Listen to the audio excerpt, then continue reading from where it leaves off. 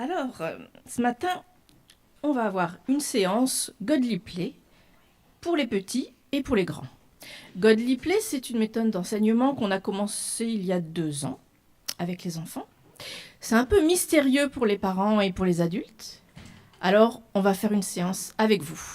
Je vais inviter les enfants à venir devant.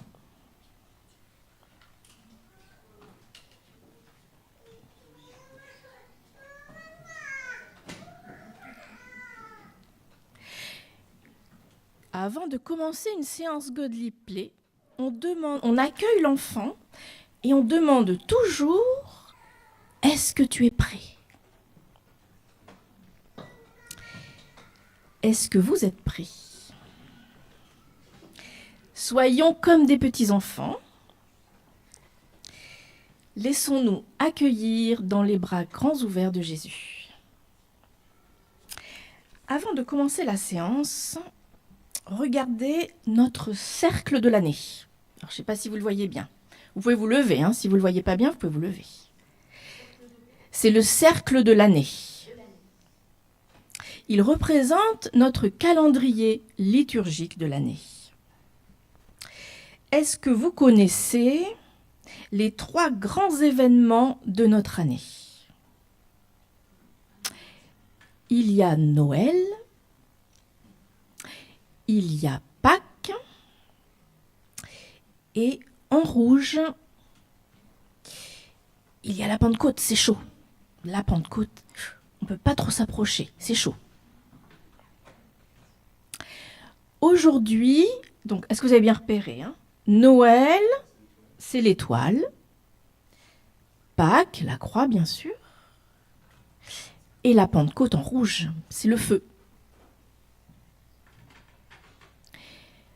Aujourd'hui, nous sommes le 3e dimanche après Pâques. Alors, je vais demander peut-être à Kaline. Kaline, est-ce que tu voudrais changer la flèche et venir la mettre sur le 3e dimanche après Pâques, s'il te plaît?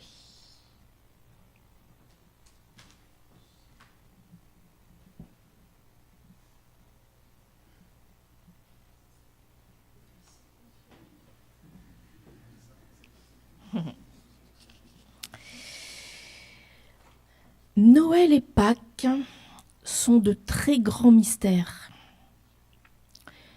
Pour nous préparer à ces mystères, il faut 4 dimanches en violet, 4 dimanches pour Noël et 6 dimanches pour nous préparer et nous approcher du mystère de Pâques. Le mystère de Pâques semble encore plus grand que le mystère de Noël car il faut plus de temps pour s'y préparer. Il y a aussi des dimanches spéciaux jusqu'à la Pentecôte où il y a le feu. Les dimanches en vert, les dimanches du reste de l'année, sont les dimanches où nous pouvons grandir.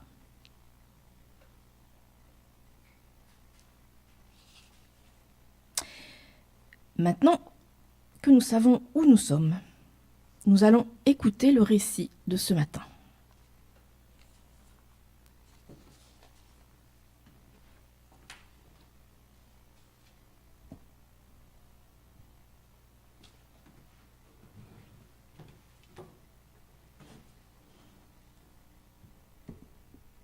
Alors ce matin, il y a beaucoup de travail, donc beaucoup de matériel. Je vais le chercher, il est là, je l'ai préparé.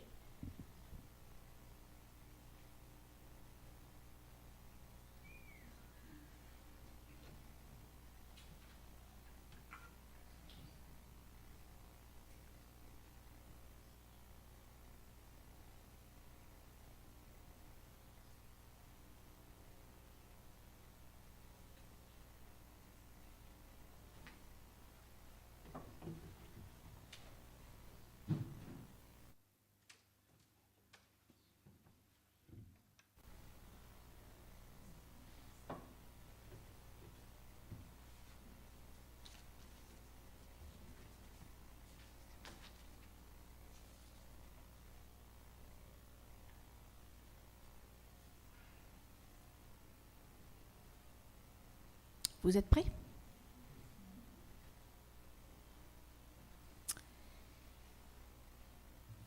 il y a quelqu'un qui faisait des choses si merveilleuses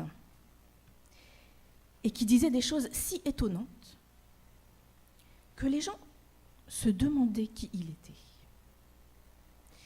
À la fin, ils n'ont pas pu s'en empêcher. Il fallait qu'il lui demande qui il était. Quand on lui a demandé qui il était, il a répondu « Je suis le bon berger ».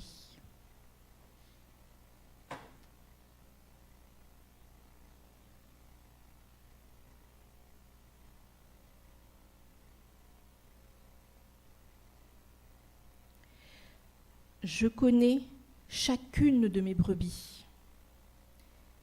Je les connais chacune par leur nom. Et elles connaissent le son de ma voix. Quand je fais sortir les brebis de la bergerie, elles me suivent.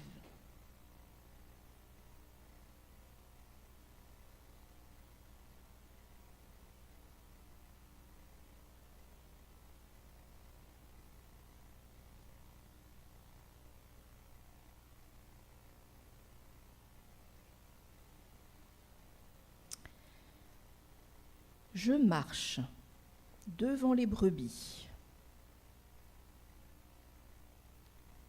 pour leur montrer le chemin.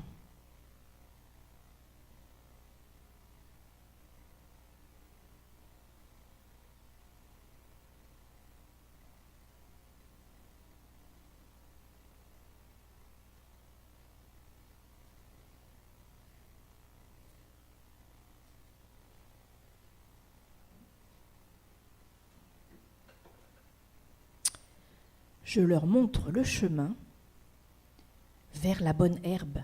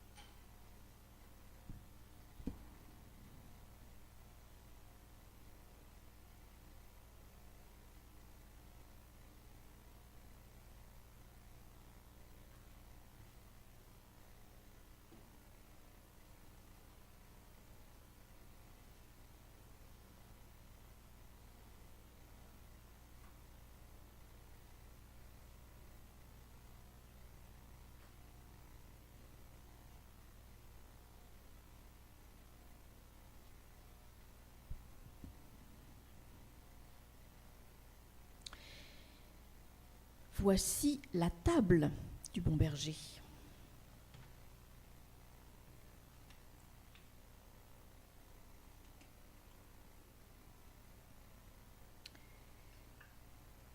Voici le pain et voici le vin du bon berger.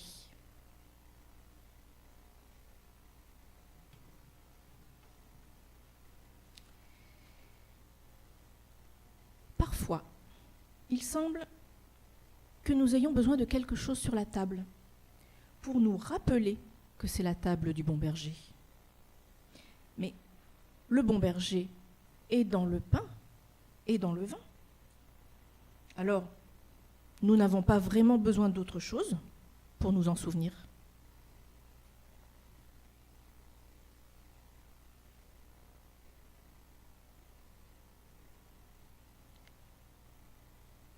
Parfois, les gens du monde entier viennent autour de cette table.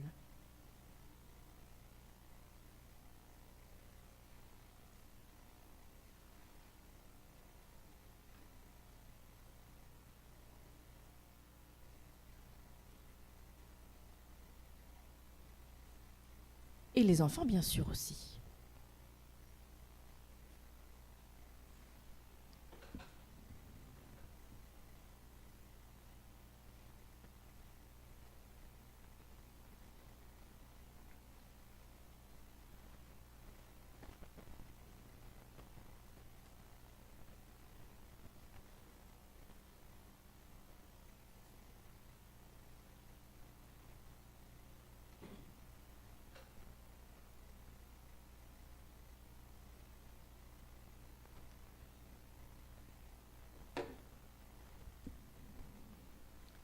Je vais demander à Kaline de m'amener aussi un personnage qui vient de quelque part dans le monde.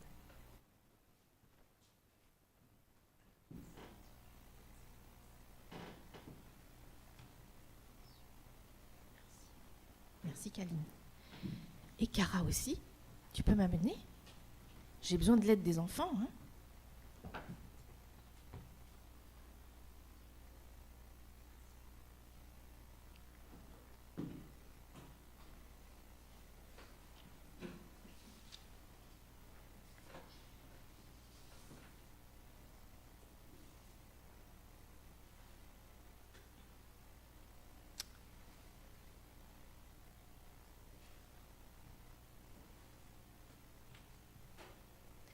Parfois, il y a une personne qui vient nous dire les mots du bon berger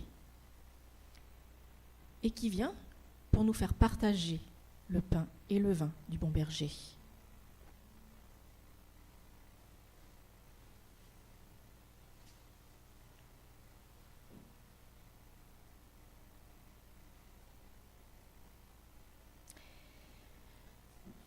Maintenant, je me demande si vous vous êtes déjà approché d'une table comme celle-là. Je me demande où cette table pourrait être en réalité.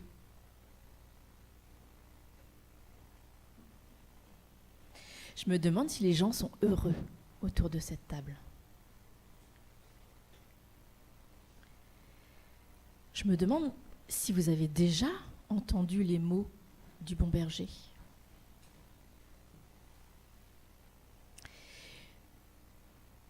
Je me demande si vous vous êtes déjà approché du pain et du vin.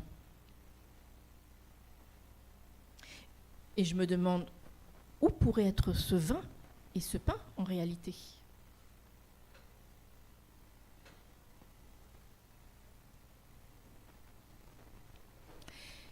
Je vous invite à fermer les yeux, à faire un temps de silence et de prière, si vous le souhaitez. Et je terminerai ce moment. Seigneur, tu es notre bon berger. Tu nous connais par notre nom et nous reconnaissons ta voix. Tu marches devant nous et nous te suivons. Tu nous montres le chemin vers l'herbe verte. Merci Seigneur. Merci pour ton sacrifice, pour ta vie qui a été donnée pour nous. Nous nous approchons de la table ce matin, de ta table, pour nous souvenir de ce sacrifice. Merci pour ta venue parmi nous. Amen.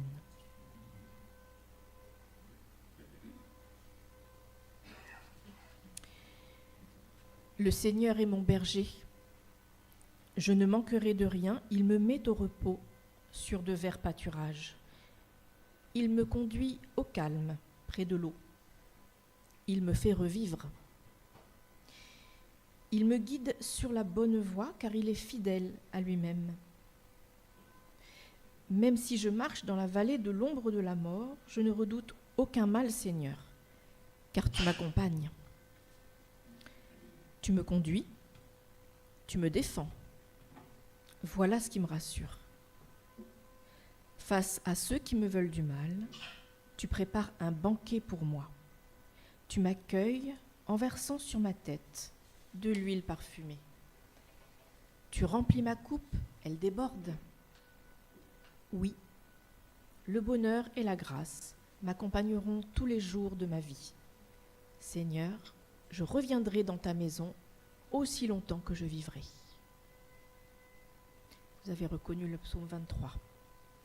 Je vais continuer dans Jean 10. Jésus dit, « Oui, je vous le déclare, c'est la vérité. Celui qui entre dans l'enclos des moutons sans passer par la porte, mais en grimpant par un autre côté, celui-là est un voleur, un brigand.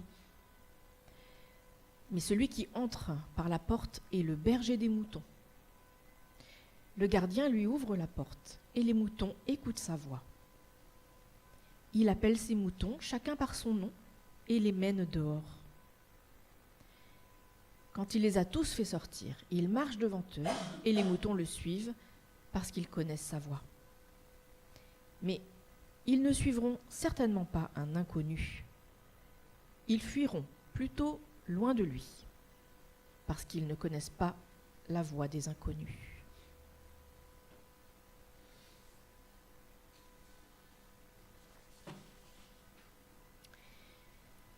Nous allons maintenant avoir le temps de la scène pour mettre en action ce que nous venons d'apprendre.